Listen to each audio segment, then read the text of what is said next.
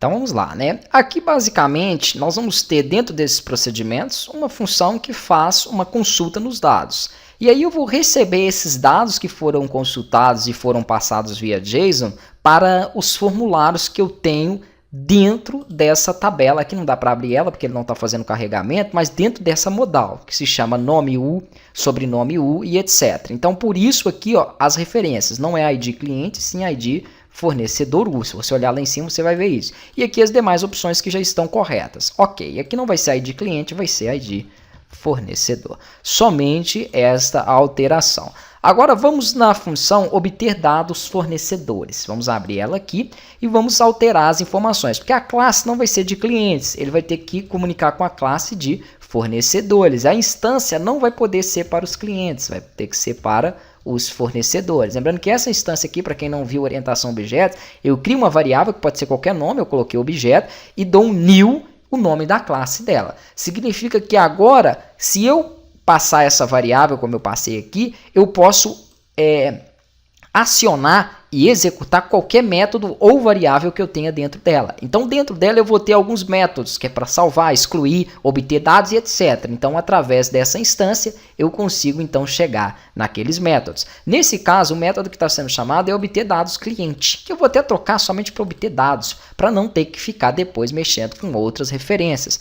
Ok, então nesse caso aqui, né, via JSON Encode, eu obtenho esses dados. E o echo é justamente para que você consiga, isso aqui já é um pouquinho mais complexo mesmo, tá joia? Mas para que você consiga, via parse JSON, recuperar aquelas informações que você trouxe da consulta. Pô, mas que consulta é essa? A consulta está dentro de obter dados, por isso que ele dá um JSON Encode nesta função. E aqui ele pede o ID do fornecedor, porque é claro que ele só vai poder obter os dados, que é nome, sobrenome, etc., se ele souber qual fornecedor é. E como ele sabe? Através do ID. Isso é o básico de consulta.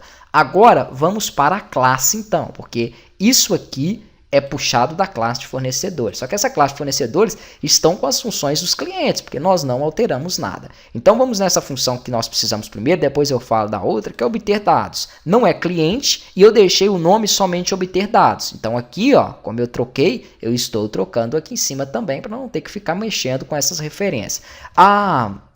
O parâmetro que eu vou pedir vai ser o ID do fornecedor. Poderia deixar aqui somente ID, ó. Depois eu não preciso de ficar alterando estas informações. Beleza. E aqui então, né, se eu trocar aqui para ID, na referência eu também vou ter que mudar. Então aqui, em vez de ser ID cliente, ó, vou deixar somente ID.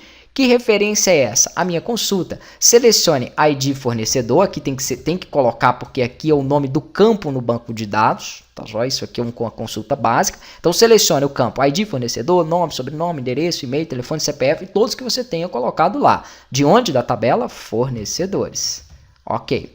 Tendo selecionado isso, eu quero que ele busque essas informações where, onde o ID fornecedor, o campo ID fornecedor, receber o ID que foi passado quando você chamou a função. Pronto. Esse ID que está sendo passado aqui é justamente o campo ID fornecedor, que está vindo via método post. Como assim? Vem de onde isso? Vem daqui, ó. Type post ID fornecedor. Então, é o campo ID fornecedor que é passado onde? Toda vez que eu clicar no meu botão que está aqui em tabela, vamos nele, tabela, toda vez que eu clico no botão, vou falar novamente, para abrir essa janela modal, quem eu passo? Eu passo o campo 0. Quem é o campo 0? Eu já falei isso aqui, ó, é o ID do fornecedor.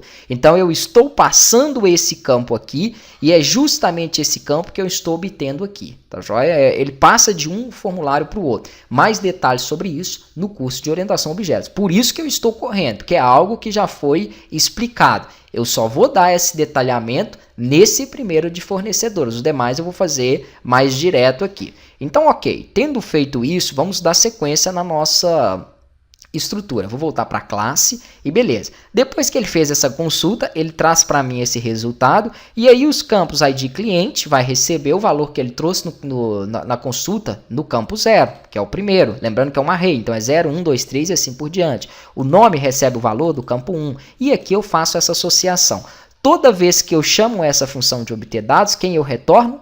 os dados que foram consultados. Então, quando ela é chamada aqui, ó, ele está retornando via método JSON aquelas informações. E essas informações estão sendo recebidas aqui justamente nesse meu método de adição de dados. E aí eu falo que aquela informação que eu trouxe do ID fornecedor vai ser passada para o campo ID fornecedor U. Aquela informação que eu trouxe do campo nome vai ser passada para o nome U. E assim por diante. Então nós vamos fazer com que apareça essa tabelinha do lado, e aí quando eu clicar, se não tiver nenhuma referência incorreta, ele tem que me mostrar os dados dos fornecedores.